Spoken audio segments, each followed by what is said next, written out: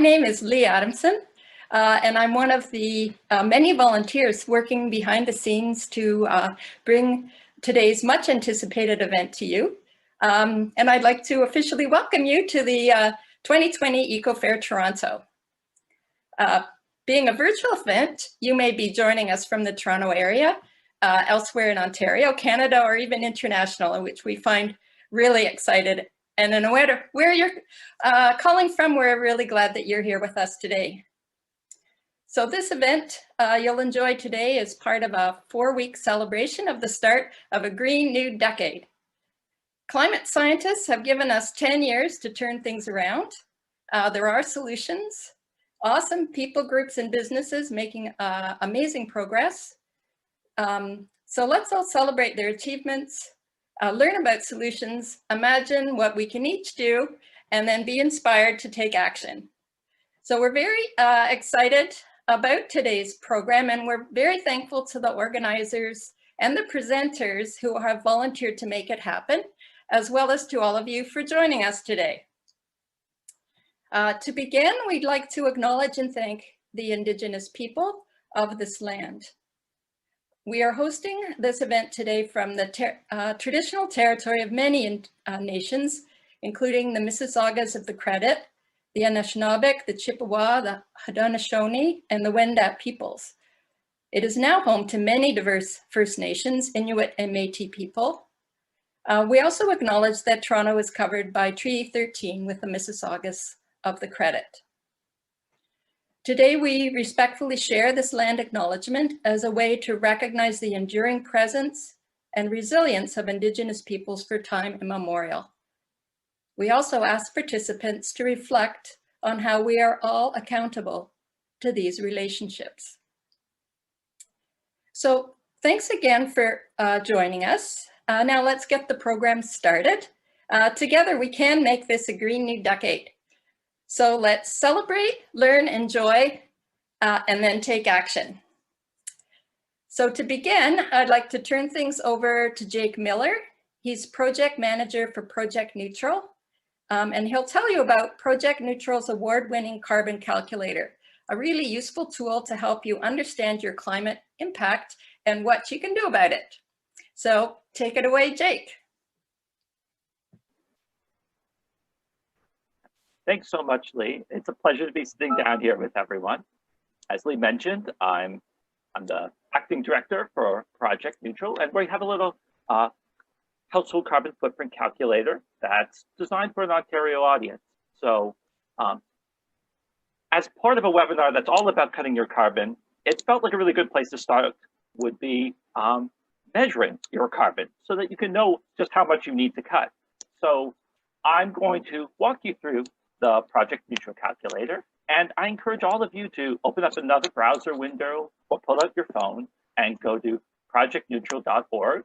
You'll see this lovely smiling woman and have everything in front of you. And once you get here, you're going to click Get Started. And you're going to create an account with us. And we need an account because you can keep coming back. You can do surveys again and again. There's a bunch of action cards you can do. So it's a platform that we hope that you return to. For right now, I'm going to create a fake account. So I'll be fake Jake. I could be fake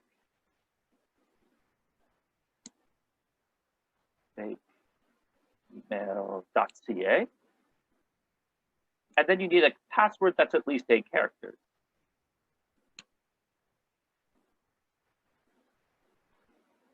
Subscribe to a newsletter. Because this is a fake account, I'm going to say no. But if you're putting in a real email right now, I'd encourage you to say yes. We don't send out a newsletter very often. It won't clutter your inbox too much. And then we're going to create an account. Ooh. And look at I've obviously used this email before. So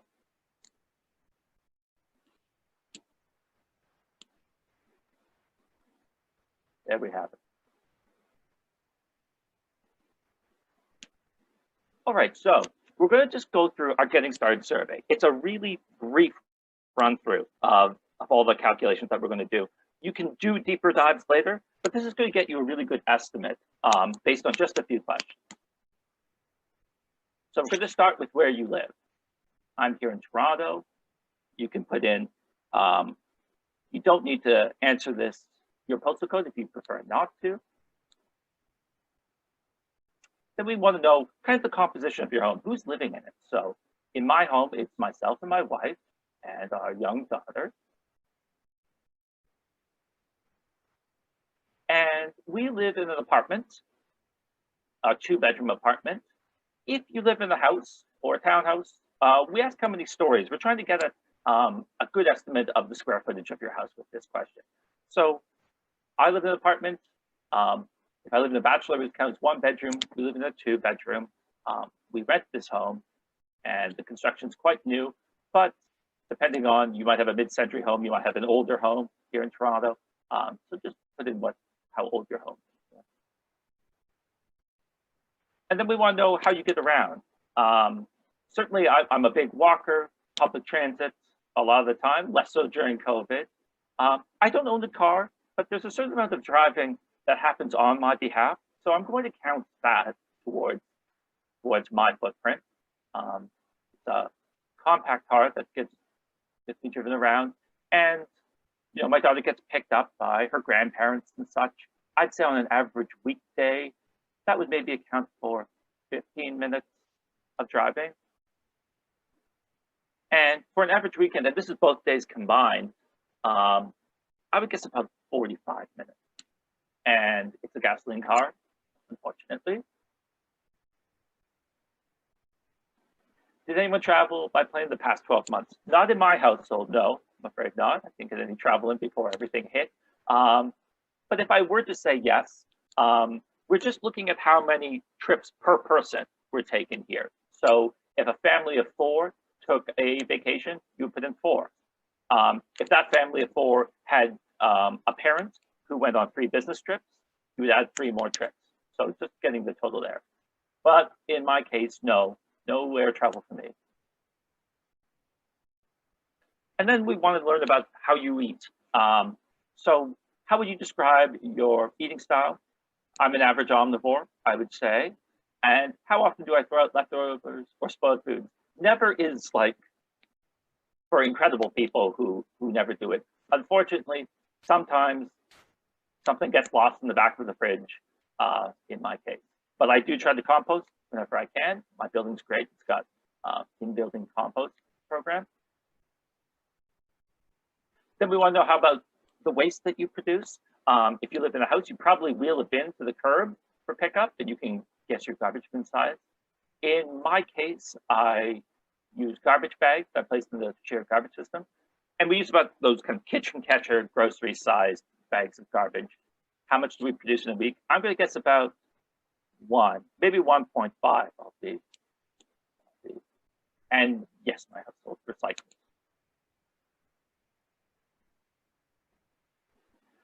And then we want to know a bit about how you came to hear about us.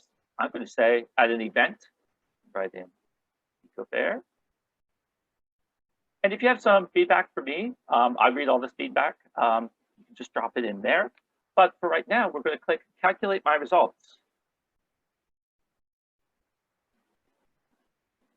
All right, so here's the results for me.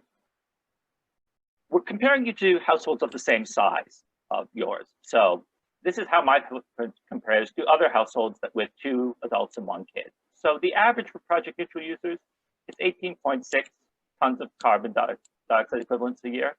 I'm 11.1, doing pretty good, but there's people doing better than me, and I can see all this here. I can also see a detailed breakdown. So I'm doing great in home energy emissions. I guess living in a little apartment with all these people is good. Daily transportation, there's people doing a bit better than me, but I'm better than average. Travel, because I took no flights, is nil. I am high on food, and I'm a bit high on waste. So I kind of know where the next actions I need to take are. This snapshot of your carbon footprint is what we're going to be kind of using as a lens to look at the rest of this webinar and the rest of the discussions here. But I just want to show you a couple quick things now that you've got an account with us. If you feel like these estimates are wrong, you're going to be able to do deep dive surveys for each of these lifestyle categories, and you'll get a lot more accurate results. You can also use Project Neutral to track actions that you're taking. So you can take these actions, and in fact, at the top of your dashboard, there's an action journal where you'll track your accomplishments, your works in progress. And also, if you're interested in using this as a community group or in your workplace, there's the option to reach out to me and get a group code, and then you'll be able to kind of have an aggregate dashboard that you'll be able to look at together. But for today's purposes, we're most interested in this household impact and the data that we see here.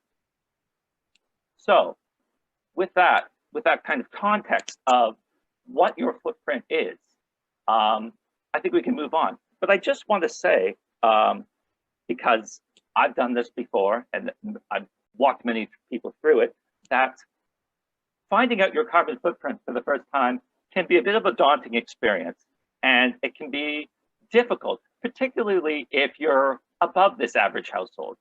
But what I want to tell you is that you're doing something that a lot of people aren't doing right now.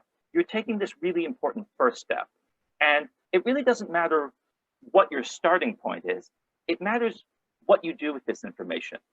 So let's not look at this as an occasion to blame ourselves or to feel guilt. Instead, use this as a diagnostic tool. And we're going to have a whole workshop that gives you great ideas on what you can do with this information. And with that in mind, I'm going to hand it over to Stephanie from Carbon Conversations, and she's going to do just that for all of you. Thanks.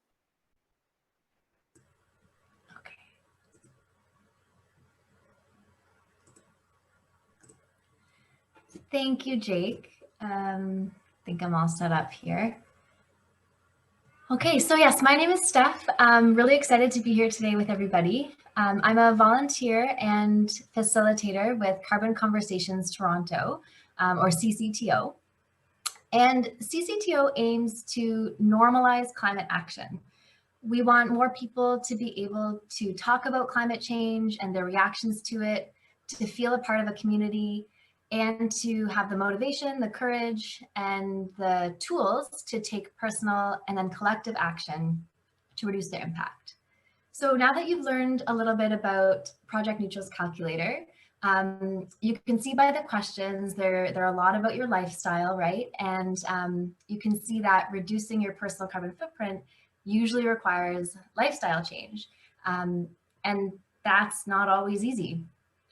So one of our focuses as CCTO is to normalize this climate action and give people the space to talk about their feelings around it and their worries, because we know people care and they're concerned about climate change. We have a lot of information on how to adapt, but on a personal level, knowing that information doesn't always seem to lead to the lifestyle changes necessary to reduce our emissions. So we see this accidental gap between people's values and our actions. So why is it so hard to act on these values and reduce our emissions? One reason is it's simply, it can be overwhelming. And when you really think about climate change, it can be scary and sad when you fully digest what's happening. So yeah, the facts hurt. And what can happen when we experience discomfort around a topic is that in one part of our mind, we acknowledge that reality. It could be, in this case, maybe my footprint is much higher than average. But at the same time, there's another part of our minds that can behave like that truth is just not true. It's a convenient protective mechanism that our minds use to protect us from a painful truth. And that can get in the way of taking action. So to combat this, whether you calculated your footprint along with Jake today, or whether maybe you'll do it later, I encourage everyone to make some space for your reaction to seeing your footprint, and take a deep breath. Know that whatever emotion you feel there is okay. We don't want there to be any guilt, of course, but sometimes that pops up. Some people feel maybe a bit afraid or shocked, or maybe you feel proud or determined. So whatever your reaction is, just know that that's okay. Just like Jake said, that's your starting point. And your reaction is personal to you, but you're not alone in being concerned about this. So another reason change is hard is because living a low carbon lifestyle, it can require us to break outside of certain social norms that can feel isolating. Further, our behavior and our lifestyle choices are tied up with our identity and our sense of ourselves. And we're human, we're not always consistent and rational beings. So even if we value something, we can't always make the decision that we would ideally want to. And we're so connected to the systems that we live in that sometimes it can feel like we don't have much choice. For example, if maybe you wanted to reduce your driving, but there's no public transit or bike lanes near your home, but then it's too costly to live within walking distance of work, that can be really challenging. In those scenarios, it can be tempting to place blame on others. Maybe saying, oh, but it's all up to business or it's all up to government can be comforting to us as an individual. I do want to mention, though, if we do that, we miss an opportunity to take shared responsibility and each do our part. Of course, at this point, we recognize we need action at all levels, but focusing on that responsibility instead of blame can lead to more feelings of empowerment and help us see how we can be a part of the solution. It also might just be hard to know where to start. So we hope we can help you with that today with the calculator and with some pledges to come in a few minutes from Matt and Myrtle. Hopefully that'll give you either a starting point or some renewed motivation to keep taking action. So what we're going to do next is an activity to get us thinking about how we make change just in general in our lives. The idea is that this will help you to decide how to approach your journey in making changes to reduce your carbon footprint. So I'd like everyone to think of a previous change that you made in your life, and it does not have to be related to your carbon footprint. It could be a transition point, changing school or jobs, getting married or retiring. It could maybe be a crisis point in your life or a new resolution like taking on an exercise program. Try to think of something that caused you to make some changes. And I'll be asking you a few questions for reflection on your own. And then we'll split into breakout rooms on Zoom. And you'll have a chance to talk about that a little bit more with a couple partners. I do want to say, if it feels odd to be connected with strangers online, know that we do this often in our in-person workshops when we can have those. And talking through a screen, it's not the same, but I'd like you to picture being in a room of friendly strangers and just turning to the person next to you, like in this picture I have on the slide. So hopefully you have a change in mind. On your own, just spend a moment thinking about that change. Was that change a choice? How did you feel during that change? What helped you? And if you can, think of if there's a difference between a successful change and maybe a change that was only partially successful.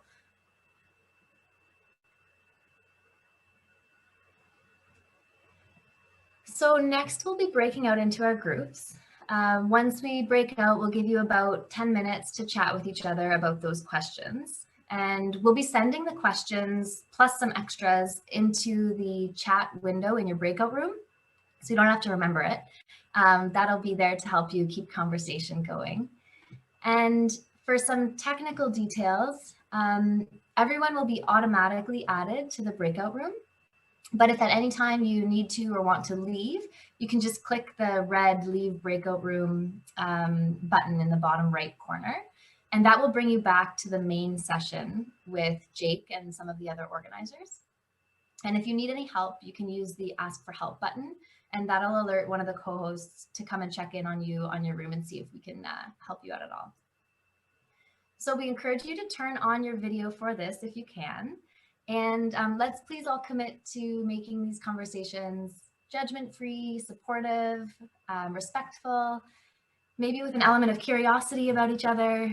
And I think that would look like really listening to each other, avoiding interrupting, maybe asking some honest questions, And for this activity, I really want everyone to avoid giving advice. If you want to give us some advice, just try not to, try to hold it back. The purpose of this activity is for you to explore your own process of change in your lives. And we will get back to climate change and brainstorming some solutions later with Colleen. But for now, just focus on reflecting back in your own life. So if you have any questions, please feel free to put them in the chat window if you have questions about how this will run. But Mark will get us all in our breakout groups now. And I'll look forward to seeing everybody back after a little time to chat.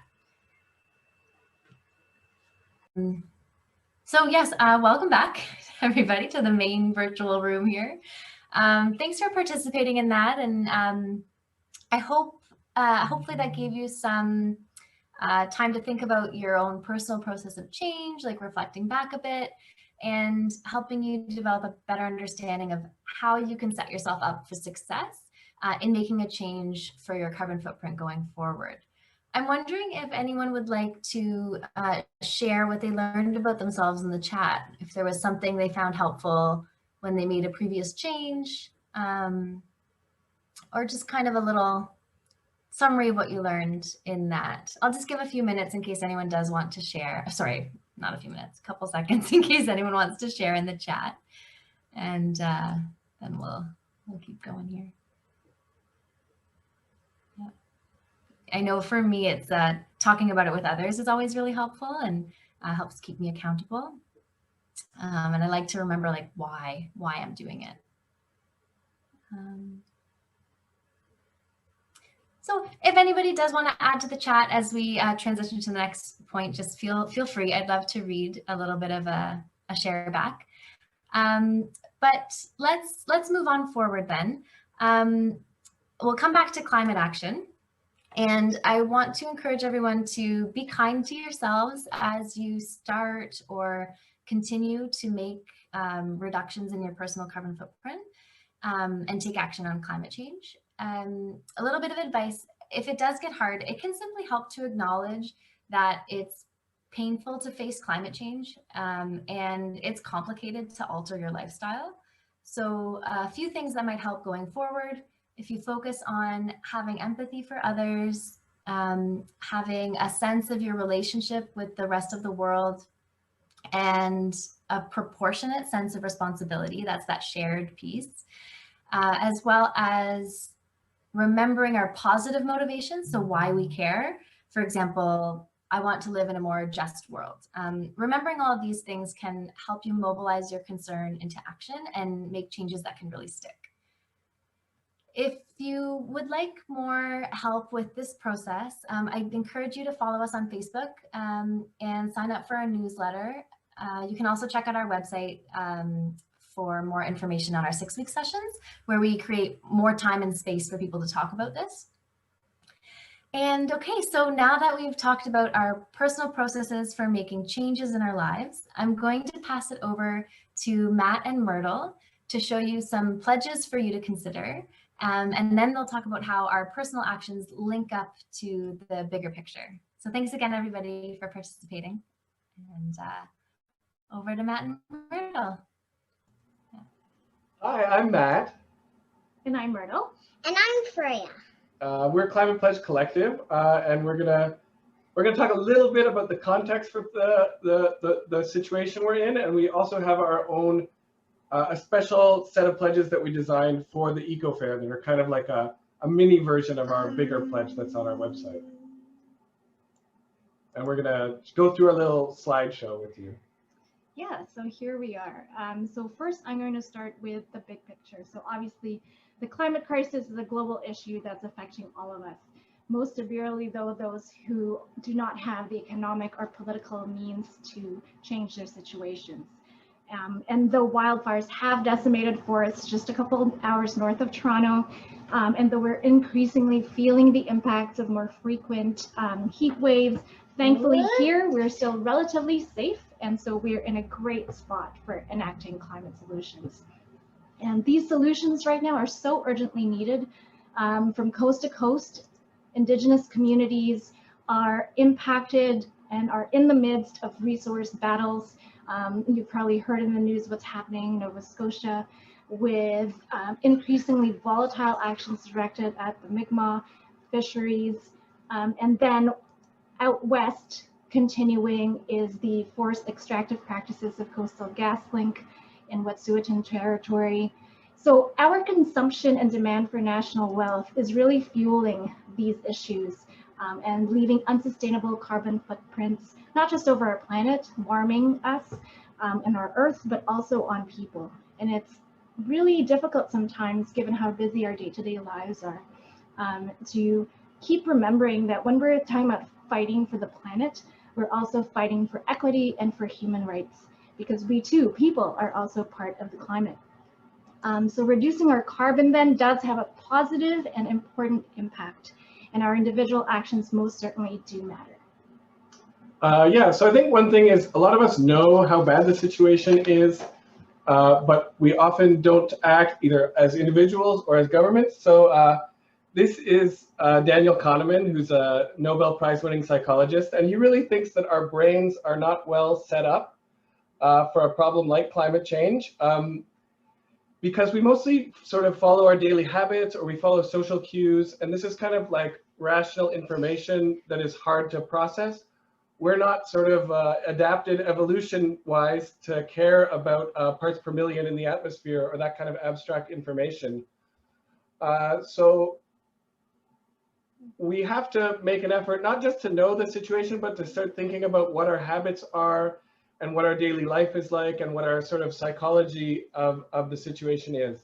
One of the things we're up against is path dependency. It's a huge problem. We tend to just do what we did the day before. We're so busy, we don't have time to think about what a better plan is. And you also see it in, if you buy a house in the suburb, it's very hard to switch from driving a gasoline vehicle. So the systems that we're involved in really sort of reproduce themselves.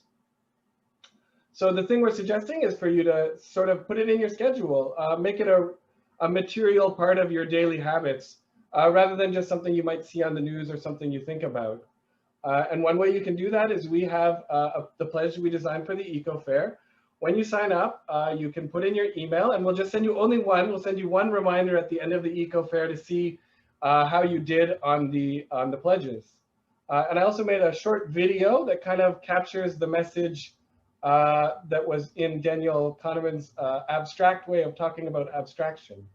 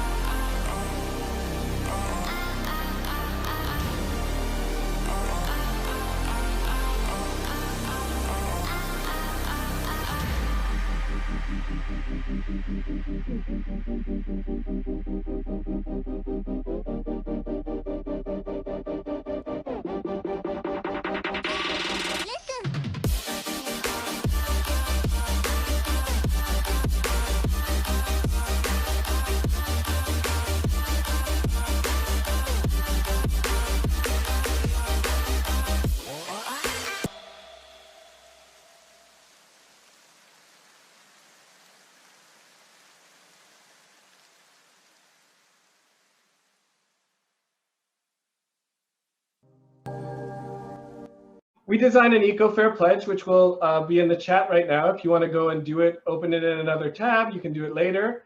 But there's 7 categories. There are some similar to the project neutral ones, but we also have some of the ones that are a little harder to quantify, like politics and civics and education. And in each category, you can pick an easy, medium, or hard pledge. And then we have one other thing as well. There's also going to be a link in the chat. It's a kid's pledge. Yeah, our small co-founder really was excited by us designing a pledge, and she wanted to design a pledge for kids. So if you have kids, if you are a kid, you can do the pledge yourself. And then we'll go quickly through some of the options. So we've got a few categories, the first one being food. So to start, you could learn a vegan recipe. You can also try eating vegan for 1 week. And if you're up to it, no red meat for 1 year. So I was definitely in the camp of there's no way I'm cutting out meat. I was a big meat eater, but discovered how easy it is actually to prepare vegan food. And now we've even gone meat-free for a month. So it's definitely something doable, just something you kind of need to try, and you realize how much creativity there is too in preparing vegan food. Beef has 10 times the carbon footprint of pork or poultry. So anything you can cut back will most certainly be helpful. Next category has to do with flight. So obviously a huge source of emissions. One really easy thing you could do is that if you do have to fly, buy gold standard carbon offsets, and less.ca offers some really good choices in that area. Another thing to do would be to actually plan as a staycation, replacing one flight with that. And we have actually done that for a few years in a row, and we've discovered Toronto in greater detail and neighboring cities as well. So it's really a great way, especially with kids, to already know what to expect in a way, and you avoid all of the check-in issues at airports.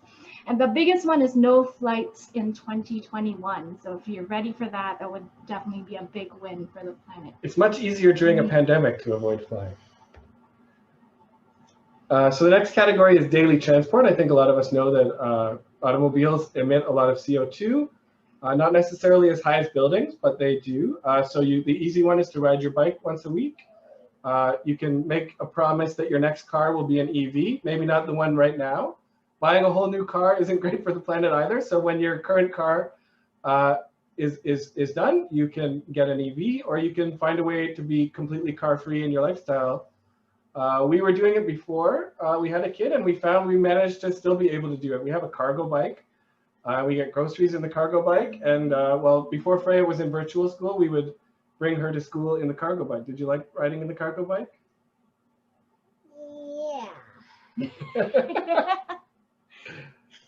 And then your home is a big source of emissions. And many people think electricity is a big problem, but actually in Ontario, our electrical grid is pretty clean. So you want to focus more on your natural gas. So your water heater, so that's why our easy pledge is just to set your washing machine to cold. That's probably the biggest carbon reduction you can get for turning one little switch. If you just set your washing machine to cold and keep it that way, it's pretty good for one switch flip. The next thing is to get a home energy audit and see what they recommend. You can get these through the government, and there's a lot of subsidies and rebates on certain upgrades on efficiency. So you can actually save a fair amount of money doing that. And the really big pledge, this is a big commitment, is to replace your furnace with an electric heat pump because that will cut down your home emissions almost entirely. And as Jake said, if you're living in an apartment or a condo, your home emissions are already pretty good. So you don't have to worry about this one as much. Education is another area. A really simple one is to follow 10 climate organizations or activists on social media. And I find actually this is particularly important because the usual news channels don't always report on the gravity of the climate crisis, but social media will give you some insight. Also, of course, you can calculate your footprint at projectneutral.org, and Jake has taken us through that great site for doing that. Another thing you can do is watch There's Something in the Water, or another documentary on environmental racism. And the David Suzuki Foundation actually is hosting an online screening of There's Something in the Water on October 21st at 6 p.m. And actually, there are also other screenings as part of the Eco Fair. Yeah, the Eco Fair has a lot of great documentaries being screened, so you should visit their website and check one of those out and get your hard pledge done easily this week. Civics is important. This one's again hard to measure, but one of the most important things you can do is talk about climate change and talk to people like friends or coworkers that might not have it in the front of mind. It's great that people who are willing to come to a Cut Your Carbon webinar, but we also really need to start reaching out to the people who won't sign up for a Cut Your Carbon webinar. And the medium pledge in this category is to do it more formally and sign up for carbon conversations or kitchen table climate conversations to really practice your ability to talk about it. And then the hard one is to write to your MP or MPP. It's not actually that hard, but it has a big impact. They get a lot of emails and petitions and stuff, but they actually, I've heard from people working in their offices, don't get that many paper letters. So if you send a paper letter or actually call their office, it does get their attention. And then finally, we talked a little bit about path dependency. So finance is part of the whole trap that we're in. We have a lot of money already invested in the fossil fuels, both as individuals and as an economy as a whole. And that just keeps reproducing this production of emissions. So the easy pledge here is to sign up for Shift Action for Pension Wealth. Just go to their website and get on their email list and start to learn about what's in your pensions, because the Ontario Teachers Pension Plan owns a coal mine in Australia. You might not know that. And the Canadian pension plan that we're all members of actually owns an oil company in the US that has been spending millions on lobbying the government to prevent climate policies in America. And so that's all of our money is going towards that company to do that. The medium pledge is Bank Switch, which is more focused on like your daily banking, your checking account, your savings account. We're running that campaign this fall, and I'll talk about that in 1 second. And then the big campaign is to talk to your financial advisor about divesting from fossil fuels entirely. There's lots of great mutual funds and ETFs. If you tell your financial advisor, it's actually not that hard for them anymore to get you out of fossil fuels. So Bank Switch is the campaign we're focusing most of our effort on. The big 5 Canadian banks put more money every year into fossil fuel industry than almost any financial institution in the world. There's a couple American banks that are putting more money in, but in terms of the size of the bank, the Canadian banks are absolutely the worst. And that's all TD, all the big 5. So the campaign we're trying to do is to get people to just contact their branch manager and let them know that they want a more sustainable bank. You don't actually have to move your money now. The idea is you say that next April, you're going to move to the most sustainable bank you can find. So there are some credit unions that are already quite good, but the banks are starting to hear about this. RBC just made an announcement that they're going to stop funding certain large coal companies.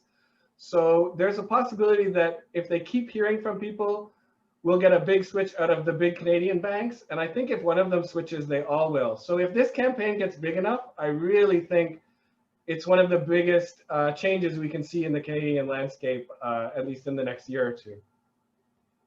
And then there's one more thing we want to tell you about. It's the Kids Pledge, and I mentioned it before, and it's actually a pretty good thing. So it's really good to get kids involved in the climate, and my favorite thing was to go for a bike ride. I do that a lot, actually, and then there were other things too. Like trying vegan ice cream, that's fun. Yeah, and making leaf art, which I'm a big fan of. Oh yeah, making leaf art. Yeah, there's a lot of good options. We designed this together, Freya and I, so I think you'll really enjoy it. It's great for kids kind of, I think, 10 and under. Yeah, and then the last thing I want to leave you on a note about virtuous circles. We hear a lot about vicious cycles when we learn about climate change, the feedback loops in the environment, but there's also in social change, there are virtuous circles. We also hear sometimes that personal changes and system changes are opposite approaches, but the truth is they're really closely connected and they reinforce each other. So if you become an early adopter of an EV vehicle, for example, you're helping the companies that are making it and you're bringing the costs down and you're starting to produce system change. And then as the cost comes down, suddenly a lot of people are going to choose EVs just because they're cheaper than a regular car. So once the system starts to change, then that affects our personal changes. So those two things reinforce each other. You can start on either side. A government can have some sort of influence on the system and it will make personal changes easier. But as we make personal changes, we're also going to start shifting the whole system. So there's a really possible and positive loop here. So yeah, we wanted to thank you for listening, and we hope you can check in the chat and see the link to the pledges. And we'll hope you'll sign up for some pledges during the Eco Fair. I want you to remember that if you are included in climate action, you are doing something very important. We climate activists always need to acknowledge that we must help our planet. This is what it means to be a climate activist. Do never give up if you are a starter. Thank you. And we'll pass it over to Colleen, who's going to talk you through how some actions that will work for you, and sort of we'll get into small groups to talk about that. Thank you, everybody. Bye. Bye. Thank you, Matt and Myrtle and Freya. That's amazing. That information was amazing. It's so exciting. So I have been working for a while now with Climate Fast on a project called the Kitchen Table Climate Conversations. Matt had mentioned them. And during those, we invite people to ask people around their table, their co-workers, their friends, their neighbors, anyone that they can get around their table, and hold conversations where they share their feelings and their ideas. And part of those kitchen table climate conversations is a brainstorm section, and we call it the quadrant section. I'm going to share my screen now and just show you the template. So here's the template for our kitchen table climate conversation quadrant exercise.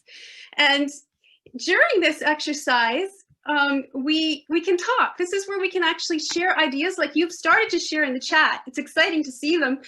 So we can share ideas about how to take action as individuals, but we can connect that to the support we need to take collective action in our communities and what we need to see happen there and how we can make change on that level. And it's also a place where we can talk about where we can advocate for change on different levels to help us all, and to make sure that changes are equitable and widespread and swift, and just to make sure that some of the systemic issues that need to be addressed to create a better world that works for everyone are things that we're asking for as well. So I'm going to stop sharing for a moment and explain. My idea is that we're going to do a lightning brainstorm using the chat, as you have been already. You've been sharing some great ideas. I am going to actually read a question for each quadrant section and say go. And when I say go, I would love it. I invite you to write as rapid fire as you can ideas in answer to that question in the chat. And our chat moderator is going to kindly write stop. And when you see stop, I'm going to go on to the next question. So a lightning blitz.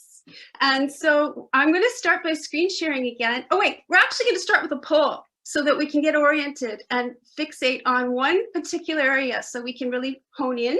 So I'm going to ask Mark to start the poll for us.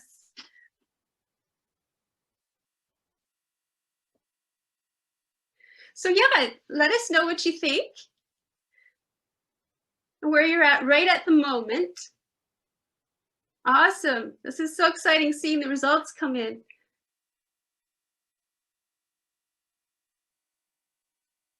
Very cool. Thank you, everyone. We just have a few more people to vote.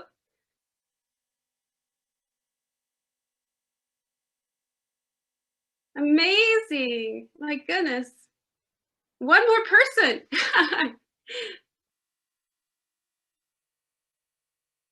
Okay, perfect.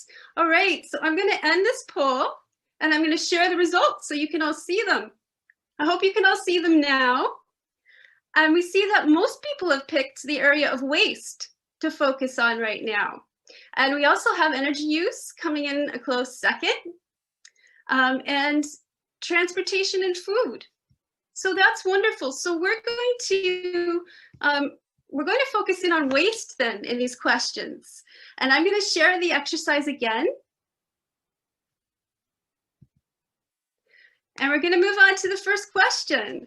So the first question is, in the area of waste, if you could give us rapid fire ideas about in the chat about what you can do on an individual level to lower your carbon footprint in that area. So go.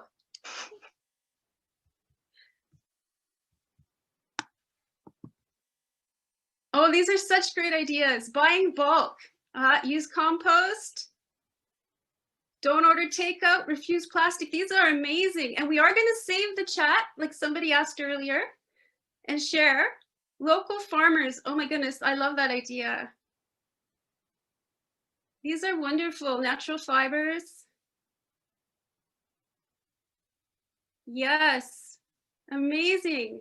Fast fashion. Yes, that's a big area. Okay, we're going to move on to the next question. Thank you so much. So for the community level, to help us all take collective action and work together, what do we need to see in the area of waste on the community level to change or to accelerate our action or support us? So go. Yes, oh my goodness, I love that idea. Compost pits. And the repair cafes that are going on around the city. That's wonderful. And the reduces group. Those are amazing groups. Yeah, that's an interesting one. Shared libraries for tools. I like that one. And secondhand Sundays. Hey, do they happen? I want to go to one of those. More groups like this. Amazing. Those are just, I love this rapid fireness. Okay, so the next question, this gets maybe, this touches on what Matt and Myrtle were talking about, and it's a little more difficult, but from our economic level, in industry and business level, when it comes to waste, what changes do we need to ask for to enable a low carbon future for all? So go. Yes, letters, wonderful. Corporate tax rates. I think actually that would be amazing. Yes, producer responsibility. Secondary uses for their waste products. That's amazing. Tax loopholes again. I think that's a really big one. Yeah. And responsibility and to carbon infrastructure. Yes. Great. Okay, so now we have one more. Government level, a system-wide level, the bigger widespread changes we need, what do we need to advocate for to enable swift, equitable, and widespread change? Go. Corporate tax again, yes. Carbon pricing, stop the highway. Jay, that's a wonderful idea. And education for kids, it's wonderful. Carbon credits need to be more expensive. I have heard that before. Yes, government accountability. And stop funding the petrochem industry. Yep. Letters again. Controlling capitalism. And fund renewables. Wonderful. Oh my goodness, these are such amazing ideas. So I've got one more question for you. And this is a question to help inspire us all to keep motivated, to try for change and try to work together. So I would love you to think about a better world. What would a livable future for all, a low carbon world, a better world look like? And I would just like you to answer the question and rapid fire in the chat. What could a better low carbon world look like? What would it look like to you? So go ahead and just give us some ideas about your vision for the future. And while you're doing that, I'm going to stop screen sharing and just let you continue to do that to inspire us to keep going. And as Freya said, to be the starters and to be to be motivated. And I'm going to actually pass back to Matt and Myrtle and Freya to do some of just some pledging. So thank you so much. Time for Freya, but I'm back. So I'm gonna show the pledges again. I have a little mini version, and if anyone wants to make a pledge, am I sharing right now? Yes. Okay. If anyone wants to make a pledge, you can just type in the chat which one is appealing to you, and we'll read them out. Freya wants to read them out as well. So if any of these things are appealing to you, just say what you're hoping to pledge. You can do it online later and sign up later, but oh, I'm too loud if I write extra phrase here. And we'll see what people are interested in doing. Ooh, there you go. Eat vegan for 1 week. We already got our first pledge. There you go, Freya. Um, You see them? You see where they're coming in? Here. We'll read that. Look at that. replace my My dad is going to learn a vegan recipe.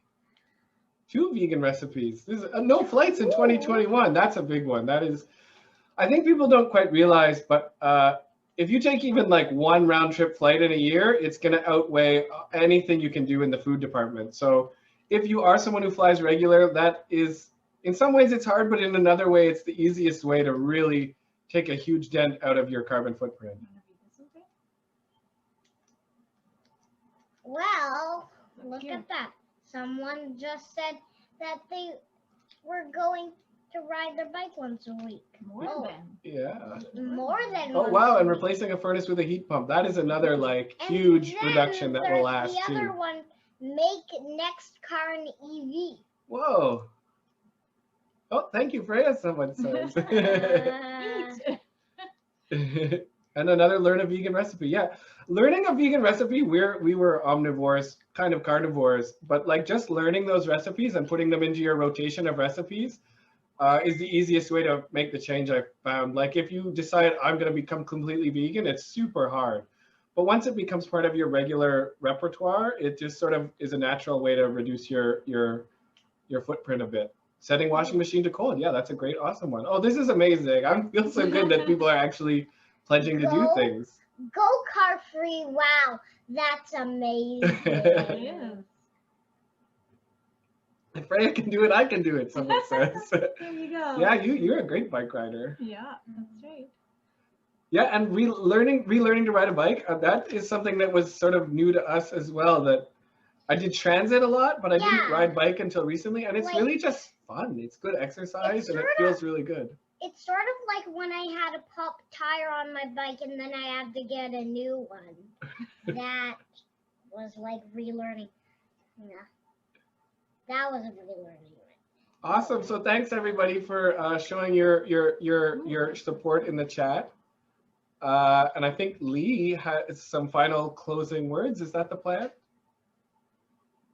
Oh, and a composter. Somebody set up their own composter. That's really cool. Such great things already happening too. Oh, Oh, I have a Freya? 6-year-old who would like to tell Freya that she has signed her pledge. So another kid did her pledge. That's awesome. that's awesome. That's really good. Oh yeah, and people are saying to join about some of the cycling groups in Toronto. That's really important, especially in the sort of the inner suburbs and Scarborough. We need to get that infrastructure up so that it's safe, because it's scary to ride a bike, especially when we go riding with my daughter. So yeah, we need it to be a lot safer for people. We don't live super downtown now, so some of the roads are pretty hostile to cyclists. So again, that's one of those personal changes connecting to system changes. And when the system changes, it makes it easier for people to make personal changes. So those two things are, yeah, in a virtuous circle together. I can't believe how many comments I'm getting. So thanks everybody. We'll hand it over to Lee. Thanks a lot. This is really inspiring. I don't know how to mute it.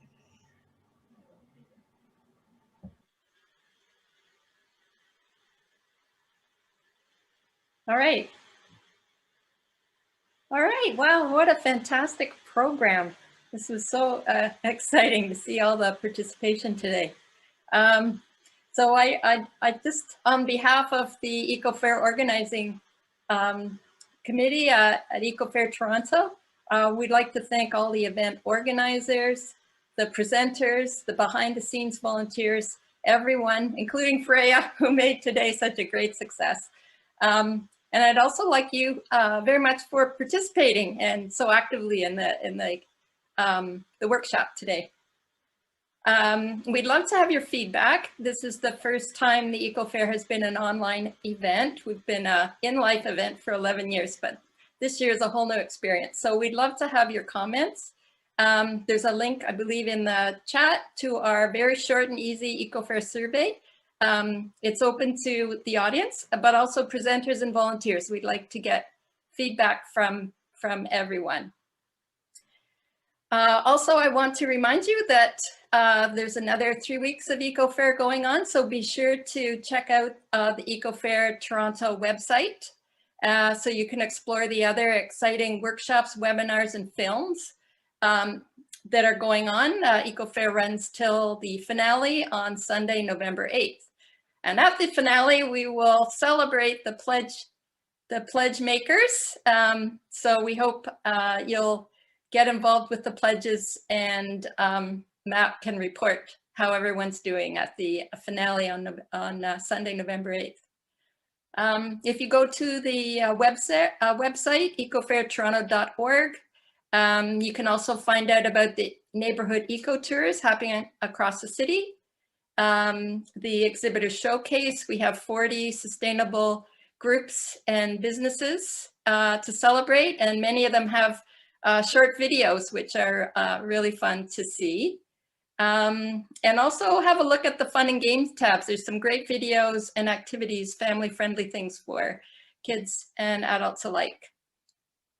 So we hope you've enjoyed this event. We hope you'll be back for more. This week, sort of on topic, the film 2040 is continuing to be free. You can sign up for that. And as well on Thursday, there's a webinar, Waste Not Home Energy, that you could enjoy. So we hope you'll sign up for that. So thank you very much for coming and celebrating with us here at EcoFair Toronto 2020.